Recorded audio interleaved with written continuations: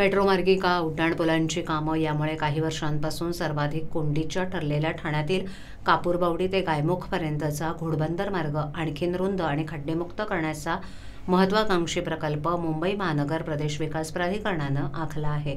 घोडबंदर मार्ग नियोजित मेट्रो मार्गिकांच्या खांबामुळे अरुंद झालाय. या मार्गाच्या दोन्ही बाजूस मोठ्या संख्येनं नागरी संकुलांची उभारणी सुरू असून एक प्रकारे विस्तारित ठाणे इथे उभं राहते. हे लक्षात घेऊन घोडबंदर मार्गाच्या दोन्ही बाजूस समांतर असणाऱ्या सेवा रस्त्यांचे मूळ मार्गात एकत्रीकरण करून 4-4 अशा एकूण 8 मार्गिकांचं पूर्णपणे कॉन्क्रिटीकरण केलं जाणार आहे. कापूरबावडी जंक्शन ते गायमुखपर्यंत असलेल्या घोडबंदर मार्गाची एकूण लांबी 13.5 किलोमीटर इतकी आहे. त्यापैकी 9.3 किलोमीटरचा हा रस्ता ठाणे महापालिका हद्दीत तर उर्वरित रस्ता मीरा भाईंदर महापालिकेच्या हद्दीत मोडतो. ठाणे महापालिका हद्दीतील घोडबंदर रस्त्याची एकूण रुंदी ही 42 मीटर इतकी आहे.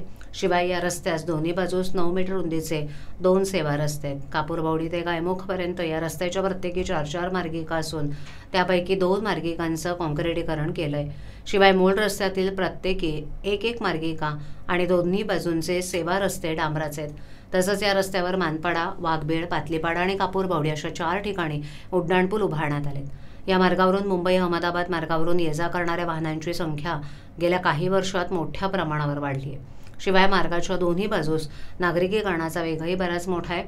घोडबंदर मार्गाला पर्यायी मार्गांची चाचपणी सध्या सुरू असली तरी पुढील काही वर्ष तरी या मार्गाला दुसरा पर्याय नाही असंच चित्र आहे.